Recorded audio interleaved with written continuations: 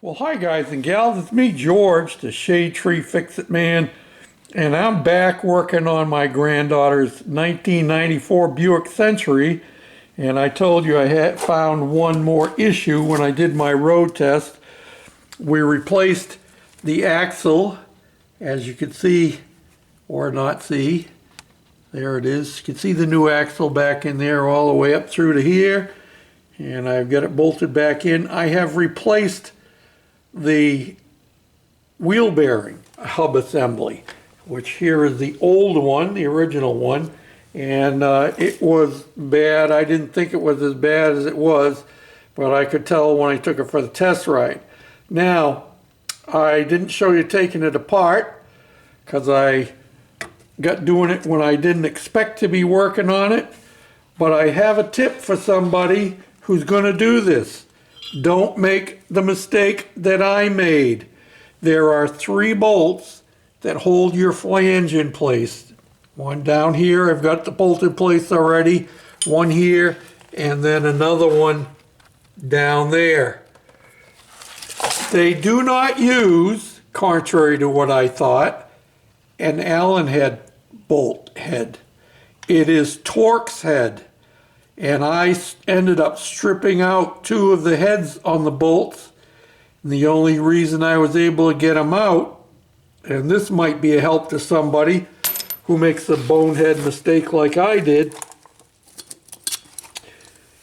this small pipe wrench did the job.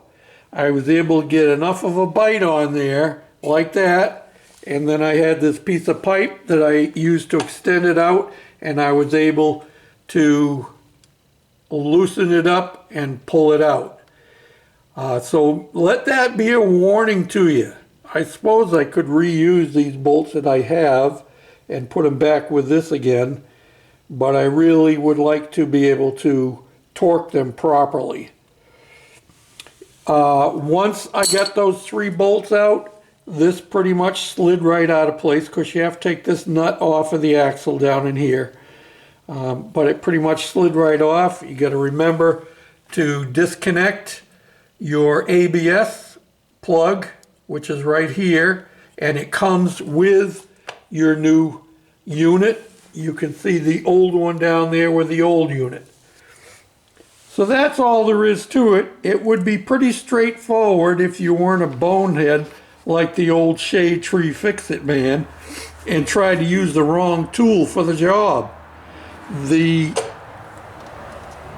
bolts that hold your caliper in place, however, they are Allen head. Okay? And that's what led me to think, well, if I used Allen head here, it must be Allen head down in there. Wrong. So, 2 Allen head bolts for the caliper, 3 Torx head bolts for the hub assembly. And then the hub assembly will slide right out and right off of your axle, so long as the axle is not frozen in. Of course, I have a brand new axle in here now. I had a problem getting the original axle out when I was replacing the axle because it was frozen into the hub. And as I had told you all before, this is to the answer to your problem when you got something that's frozen in more than the other brand names can do.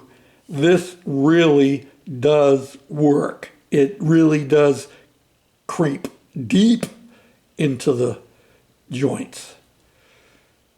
So until next time, I'm not going to do another video on this. All I got to do is slap the rotor back on. Once I got to find 2 more bolts. I hope I can get them at the parts store.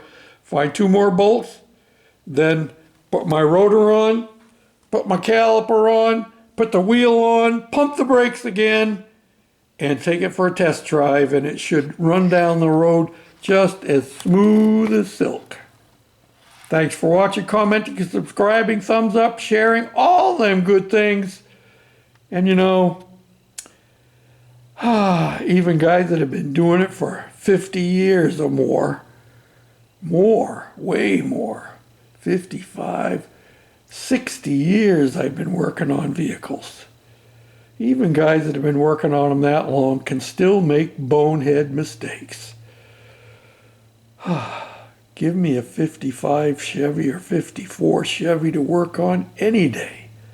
You don't have all these various fasteners.